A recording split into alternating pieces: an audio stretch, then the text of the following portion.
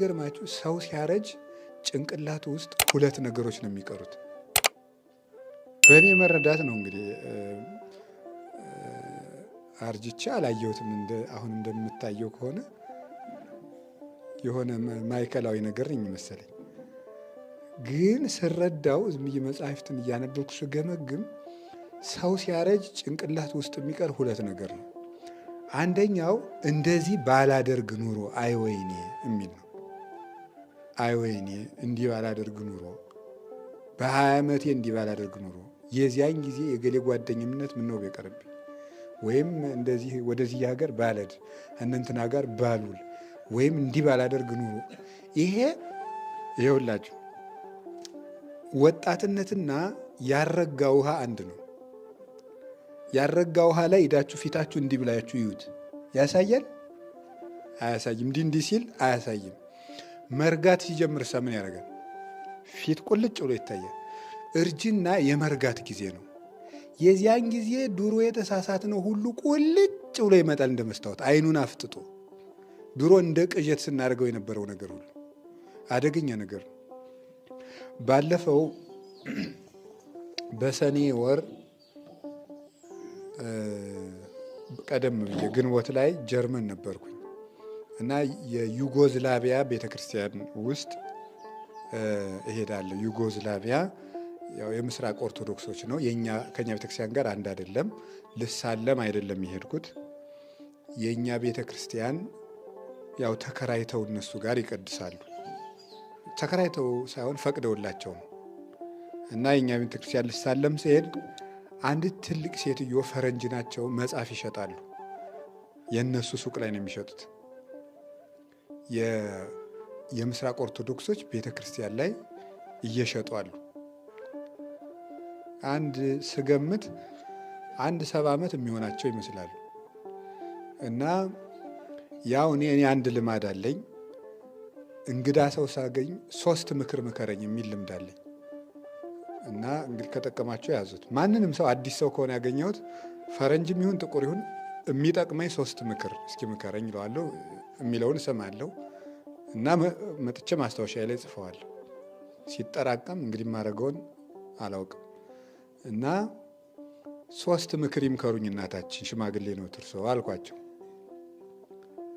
አይ ምን አሉኝ? አይ እኔ አሁን እያሰብኩ ያለሁት በልጅነት ያጠፋሁት ነገር ብቻ ነው ትዝ እያለኝ ያለ እና ሌላም ሰው መመክርበት አቅም የለኝም እና ኃጢአተኛ ስለሆንኩ አልቅሱልኝ ብለው አለቀሱ። እና እግዚአብሔር ይቅር እንዲለኝ ነው እዚች ሱቅ የምሸጠው ቤተክርስቲያን አገልግዬ ይቅር ታገኛለሁ ብዬ እና በልጅነት የሰራሁት ነገር ሁሉ ሌሊት ስተኛ ሁሉ እየመጣ ይረብሸኛል። ንስሐ ገብቻለሁ እና እግዚአብሔር ይቅር እንዲለኝ ለምኑልኝ፣ ምክር የለኝም አሉኝ። ከዚህ በላይ ምክር የለም ብዬ እኔም ምክሬን ተቀብዬ መጣሁኝ። እና ሰው ሲያረጅ ይሄ ጭንቅላቱ ውስጥ ይቀራል። ሁለተኛው ደግሞ የሰው ልጅ እድሜው እየሄደ ሲሄድ ምንድነው የሚገጥመው? እንደዚህ ባደርግ ኖሮ የሚል። የመጀመሪያው ምንድን ነበረ?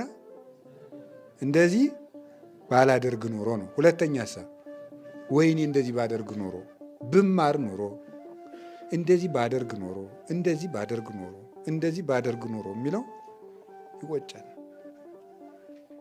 እነዚህ ሁለቱ ስታረጁ ትዝ ይላችኋል። ያን ጊዜ በጸሎት አስቡኝ። የዛ ጊዜ እነዚህ አሁን ስታረጁ ትዝ ይሏቸዋል፣ እርግጠኛ ነኝ። እና እንደው የሚቻል በሆነ የዚያን ጊዜ የሚሰማንን ነገር ሳብ አድርጎ ዛሬ ማየት የሚቻል ቢሆን ጥሩ ነበረ። ጉዳዩ ግን አይቻልም። እንዲህ ማድረግ ባደርግ ኑሮ አይወይኔ እንላለን።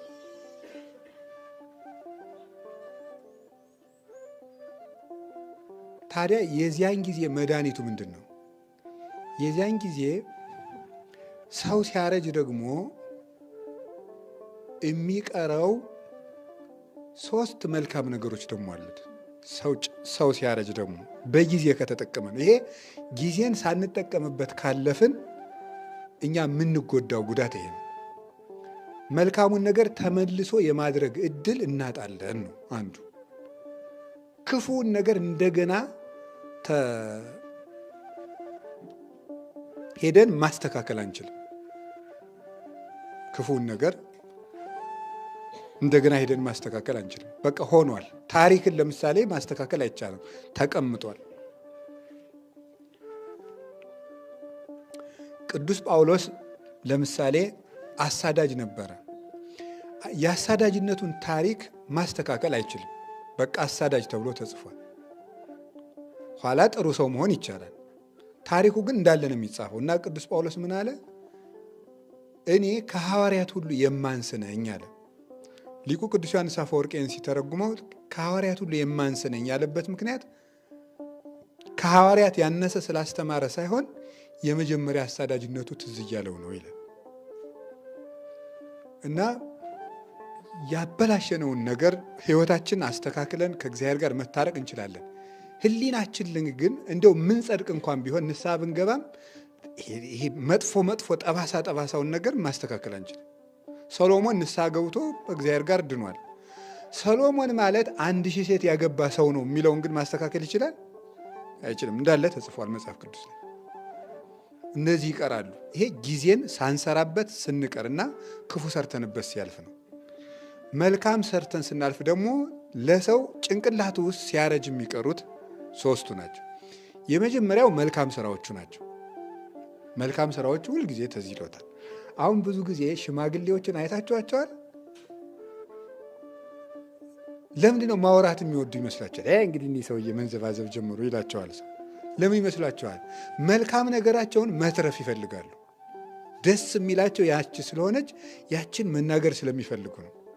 መልካም ነገራቸውን ያችን የሚያዳምጥላቸው ሰው ጥሩ ነው፣ ልባቸውን ያሰርፈዋል። ያንን ትልቁ ማንም የማይሰርቀን ገንዘብ ለሰው ያደረግናት መልካም ነገር ነው። ስትተኙት እዚህ ይላቸዋል። የያዕቆብ ኑሮ ይባላል። በነገራችሁ ላይ ይሄ ያዕቆብ የይስሐቅ ልጅ ግብፅ ተሰዶ ከልጁ ዮሴፍ ቤት የኖራት ኑሮ ምንድን ነው የምትባለው? መልካም አረጋውያን ጥሩ ነገራቸውን እያስታወሱ ያለ ሐዘን የሚኖሩበት ጊዜ ነው ይባላል። ይሄ እርግና ሰናይ የሚባለው ነው። መልካም እርጅና የሚባለው የያዕቆብ ኑሮ ይባላል። በሕሊናቸው ውስጥ የሚመላለስ ክፉ ነገር የሌለባቸውና ሁልጊዜ መልካም ነገርን ከልባቸው እያወጡ ያወፅ ብሎ የዋህዲስ መዝገቡ የተባለው ያጠራቀማትን መልካም ነገር ለብቸኝነቱ ጊዜ እያወጣ የሚጠቀምባት ሰው ነው። ሁለተኛ ትርጉሙ የያዕቆብ ኑሮ 10ኛው ማዕረግ ላይ የበቁ ዮሴፍ ክርስቶስ ይባልና የበቁ ሰዎች የሚኖሩትና ያዕቆብ ግብፅ ውስጥ የኖራት ጊዜ መጀመሪያ ይሄ በልቅሶ ያለፈ ዘመን ነው ብሎ የተናገረው ዋህልቃ በእንባዜ ያለው፣ ያኛው በገድል የሚኖሩት የቅዱሳን ዕድሜ ነው። ከዮሴፍ ጋር የኖረው ግን ከክርስቶስ ጋር ከተዋሃዱ በኋላ ቅዱሳን በደስታ የሚኖሩት የብቃት ዘመን ነው ይባላል እና መልካም ነገሮቹ ምክንያቱም ሰው ሲሸመግል ንግግሩን የሚፈልገው የለም። ስለዚህ ብቻውን ነው ቁጭ የሚል። ብቻውን ቁጭ ሲል እነዚያ መልካም ነገሮች ይመጡለታል። አልሰምታችኋቸዋል? አንዳንድ ሽማግሌ ይገርማቸዋል። የአቶ ገሌ ልጅ ሰጥቼ የዳርኩት እኔ ነኝ፣ እንትናን ጎጆ ሲወጣ ይሄን የሰጠሁት እኔ ነኝ፣ እነንትና ይሄንን ሲያደርጉ እንዲያስታረቅኳቸው እኔ ነኝ፣ ለእንትና እንዲማር ያረግኩት እኔ ነኝ እያሉ መዘርዘር የሚፈልጉ ጥሪታቸው የሽማግሌ እሱ ነው። የወጣት ጥሪቱ ምንድን ነው? ወሬ ያለው ሩጭ አለው የፈልገው አለው።